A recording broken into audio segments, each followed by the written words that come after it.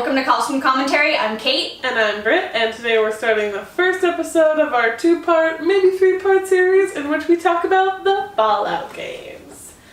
So, for this first episode, we're going to be talking about some of the more upper-class characters and groups. Yeah, more clean-cut characters. And then the second video is going to be getting down to the nitty-gritty and talking about the Wastelanders. The people who've had it rough. Now, when you first take a look at these games, you think it actually is taking place in 1950. Wrong. So the premise of the Fallout series is that after World War II, we used all of our nuclear energy to make scientific advances, and so we always kind of kept that 1940s, 50s feel. You can see the game and see that there's a lot of advances, but the clothing feels 1950s to a T. One of my favorite things about the culture in Fallout, there are two times in history where fashion was revolutionary. Every other time it's been evolutionary. One time was during the French Revolution, and the second time was actually after World War II in 1950, when you had the new look, and it was after everything stopped being rationed. Everyone just went nuts. Yep. That feel right around there is what you sort of get from Fallout, and also right before, because the world state never really changes, and like it has, in the world that we live in, and so fashion has changed. That never happens in Fallout. Especially in Fallout 4, they did a great job. We really saw pre-war. The main female character in the beginning is wearing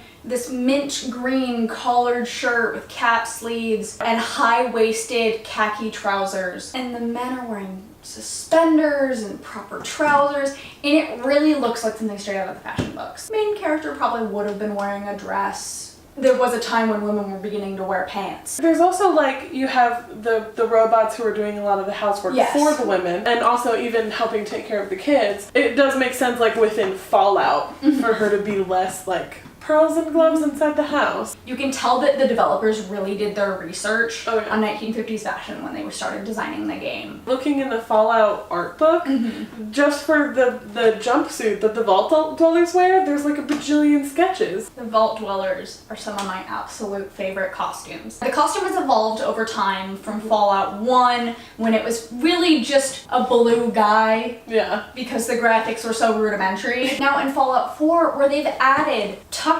on the sleeves to give more range of motion. They've padded the knees for easy work. There's so many details put into these vault suits. They're absolutely beautiful. Jumpsuits in the vaults were made for people to be wearing. It was their only real outfit. It was to A, create uniformity, and B, to give them something that they could easily work in. They were also kind of test subjects for the government. Not even kind of. That's probably one of the most disturbing aspects of Fallout. The uniform feel of it. They have all of their test subjects. Nobody has an identity, but some people in the vault who have a little bit of flair are the tunnel snakes. Tunnel snakes rule! Now the tunnel snakes are the vault version of a greaser guy. Leather jackets, stitch on homemade snakes on the back. They're straight out of West Side Story. I absolutely love them. They're some of my favorite characters on all of the games. With every time period, now you have punk kids and you have preppy kids. It just shows they didn't leave out that group of rebellious 1950s kids. Now that we've covered pre-war and what's in the vaults, let's go out the door of the vault and see what's outside. First off, New Vegas, which in itself is amazingly art directed, but the Waco Society is interesting. They have a very fancy look to them.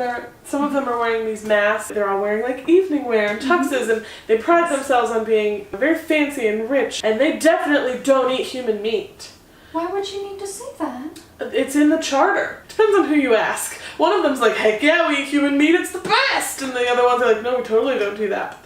But look at them with their Nuka-Cola quantums. I just love their aesthetic. It's one of those things that you look at them and you're oh, you're kind of a douchebag, huh? They're the Justin Biebers of Fallout New Vegas. Speaking of people who use manipulation and evil, mean tactics to get their way, the Institute. Hide your kids, hide your wife. The Institute is ridiculous. It's in Fallout 4. The graphics between Fallout 3 and Fallout 4 were The Institute is just when you walk in, it's overwhelming. bright white and silver, and they have green plants. The lab coats are really like very futuristic, and that's where it starts to get like, oh yeah, this is in the future. Even this, like this is the Pip-Boy. This is a computer that you wear on your arm that within the context of the game is this really highly advanced technology, but the way that it looks older. The brown color palette and is kind of big and clunky, whereas when you get in the Institute, that actually starts to look sci-fi. They have these lab coats that reminded me a lot of Star Trek, especially the fact that they're different colors depending on your rank and your position and like what you research. They all have different colors, and then the colors are in different places depending on, are they a high up scientist or are they an intern who fills the beakers? It's really obvious what the colors mean and where they are and how they relate to their position.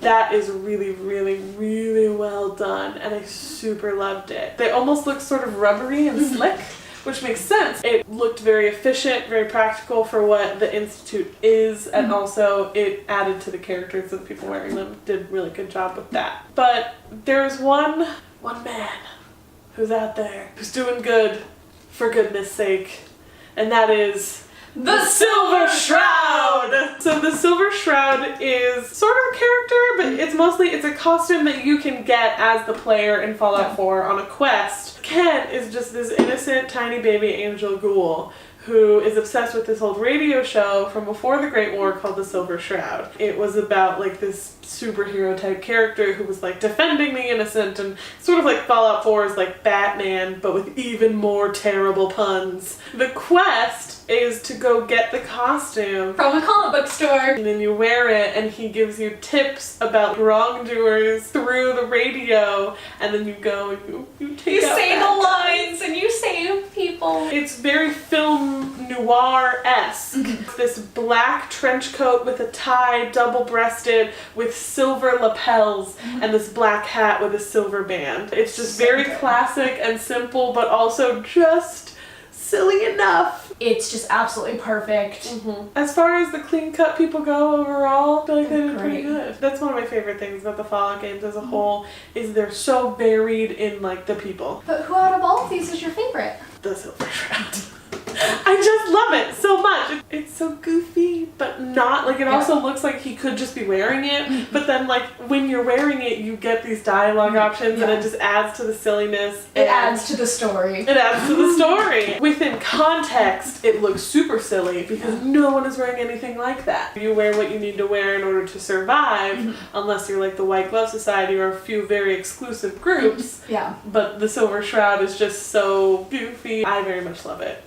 Who's your favorite? My favorite is a character we have not talked about yet, but he's also a ghoul. My favorite is John Hancock. John Hancock is a ghoul who dresses up in a colonial uniform. It is so adorable. He runs a city. I mean, he's in the wasteland and you kind of like see the area he's in and you don't think he's a clean-cut character. And then you see him in this colonial uniform, and it is awesome. Once you like kind of get to know him, he is an angel. When you meet him, you're like, okay, this is obviously an important person because he's so well dressed. But which one is your least favorite? My least favorite is actually not a person, but it's a design thing. It's the hairstyle options, specifically for women. The men have really great 1940s and 50s hairstyles, but the women, you have like two styles that scream 1940s and 50s, and they suck. I have seen a lot of great mods for hairstyles. All of the options. I think I can always find one that I'm like, this is acceptable, but none of them are great, and it just infuriates me. Now, before I rage too hard, what's your least favorite? Well, my least favorite, it's so hard to pick a least favorite because they do really well with the art direction, and this actually might be attributed to the bad graphics and not so much the actual costume, but I don't actually like the costumes from the White Glove Society. I think it's on purpose, but it's almost an elegance that seems tacky. I would probably compare it to like the Capitol on the Hunger Games. I mean, it makes you not like them, so it's probably an effective and good choice. But it works and I don't like it. Next time, we'll talk about even less happy times, and we'll talk about the less clean-cut people. So the Wastelanders and the Brotherhood of Steel, the New California Republic. If you liked this video, or you in general like Fallout at all, please make sure to give this video a like, and comment down below any costumes from Fallout that you felt like we missed that are clean-cut characters, as in we will be doing a video later on about our messy characters. and any video game, TV show, movie that you would like us to review a review of. This coming Friday, we're going to be doing a review of The Shining. We're continuing our Stanley Kubrick theme. So make sure to click subscribe if you want to be notified about that as soon as it comes out. Thank you for watching! Cole is the one I never take out of my party. Cole is a spirit that possessed the body of a dying man. He's wearing more human clothes, and even though he's a spirit like in a human body, like you'd think like maybe he'd wear something that was a little weird, but his clothes are very minimalistic, very